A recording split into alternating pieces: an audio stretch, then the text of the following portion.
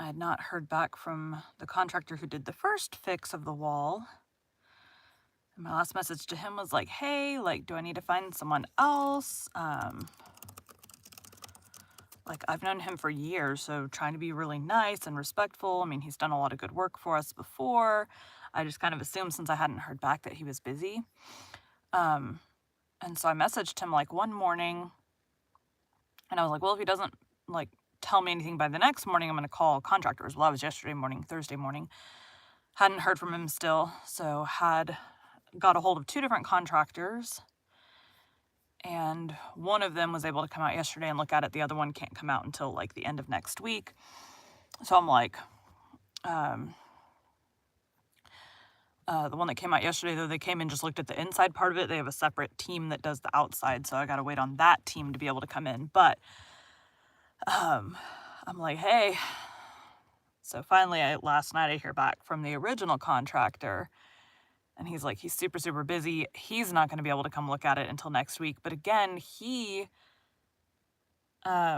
is convinced that the problem is in one spot. I'm not convinced that that is a spot. I could be wrong, but like gravity works down, and there's an awful lot of sideways traveling for it to be coming from where he thinks it's coming from.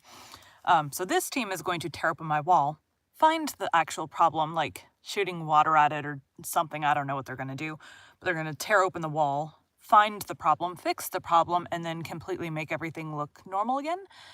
So that's where we're at. So I have to wait. When I get off of this, I'm going to, I've been like I called the owner originally of this place, but I'm going to text him today and see when the outside guy's coming, because he says they will have it fixed by next week, or like by next weekend, basically. So I was like, is there any way you can have it finished by this weekend? And he's like, dude, it's like Thursday at this point. I'm like, I know. So I'm like, when could you have it done?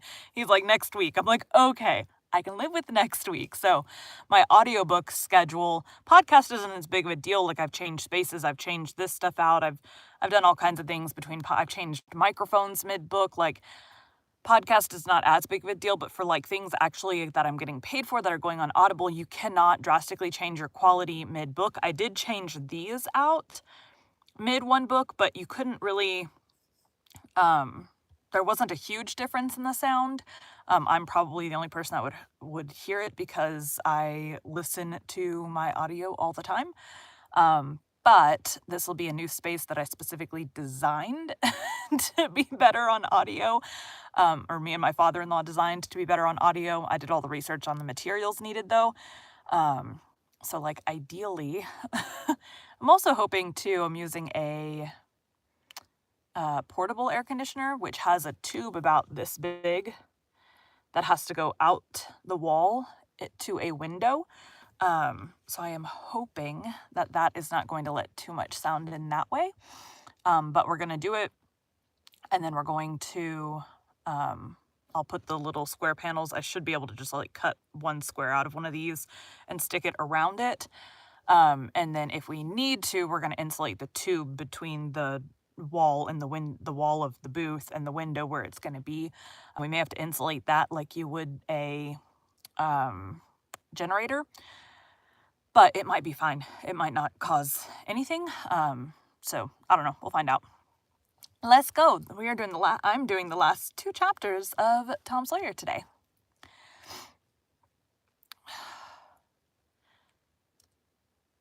Today we'll be continuing The Adventures of Tom Sawyer by Mark Twain. Chapter 34. Huck said, "Tom, we can slope if we can find a rope. The window ain't high from the ground." "Shucks, what do you want to slope for?" "Well, I ain't used to that kind of a crowd. I can't stand it. I ain't going down there, Tom." "Oh, bother, it ain't anything. I don't mind it a bit. I'll take care of you." Sid appeared. Sid hasn't talked in a long time. Sid. "Well, now." "Tom," said he, "Auntie's been waiting for you all the afternoon. Mary got your Sunday clothes ready and everybody's been fretting about you. Say, ain't this grease and clay on your clothes? Now, Mr. City, you just tend to your own business. What's all this blowout about anyway? It's one of the widow's parties that she's always having. This time it's for the Welshman and his sons on account of that scrape they helped her out of the other night. And say, I can tell you something if you want to know. Well, what? Why, old Mr. Jones is going to try to spring something on the people here tonight, but I overheard him tell Auntie today about it as a secret. But I reckon it's not much of a secret now. Everybody knows. The widow, too. For all she tries to let on, she don't. Mr. Jones was bound Huck should be here. Couldn't get along with his grand secret without Huck, you know. Secret about what, Sid? About Huck tracking the robbers.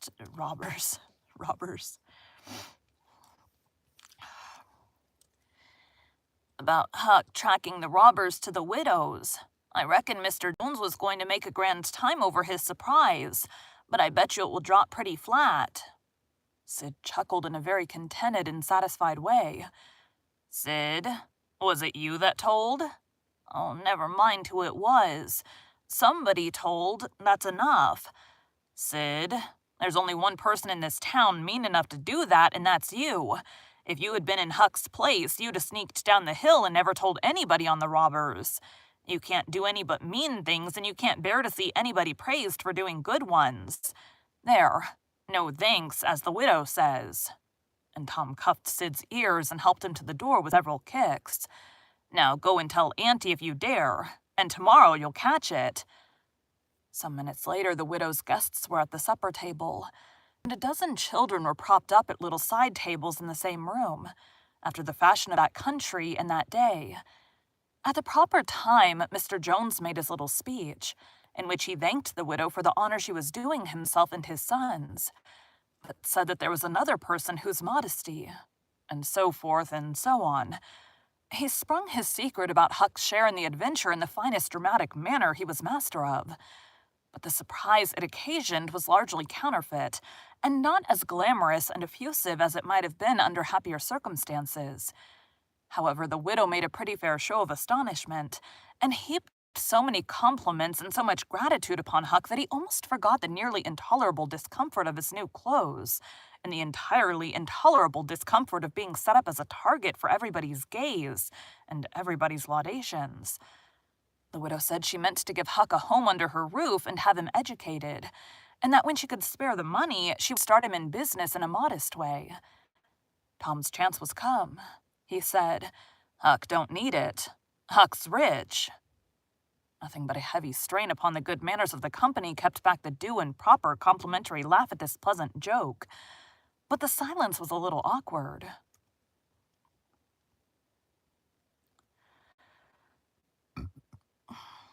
Also, my mom's coming over in a couple hours. We're going to finish so the booth has, the walls are done, but there's these little tiny sections because all the walls are made to come apart. So, each end cap has, about a 5-inch section that needs sheetrock on it just to, cap the end of that wall.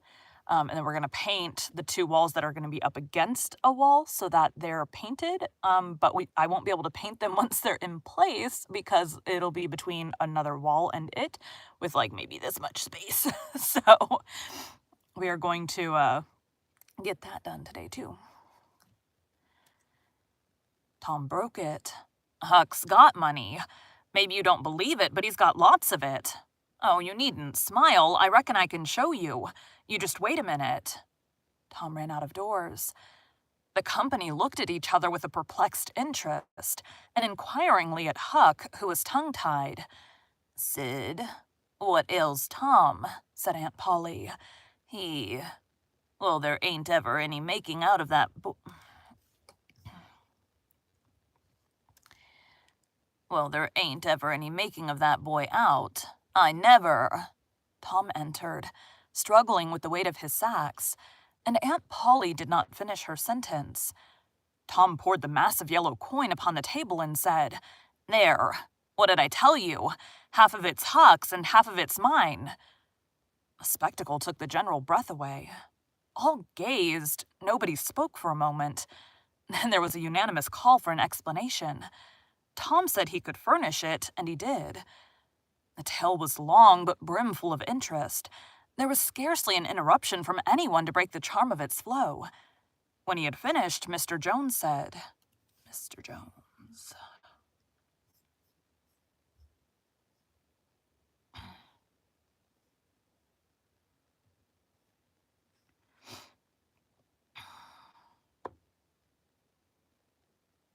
I think Mr. Jones is the judge.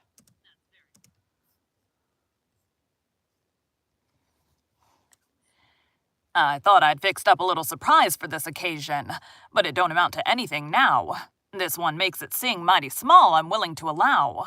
Wait, who was it that was supposed to talk? They said that...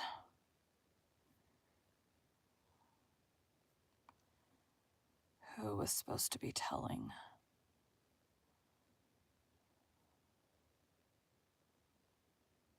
Mr. Jones. Welshman.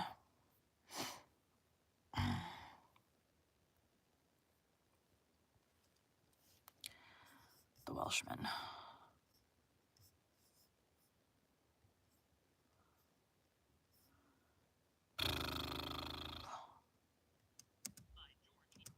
Oh, same voice, so that works out. Welshman / Mr. Jones. Save.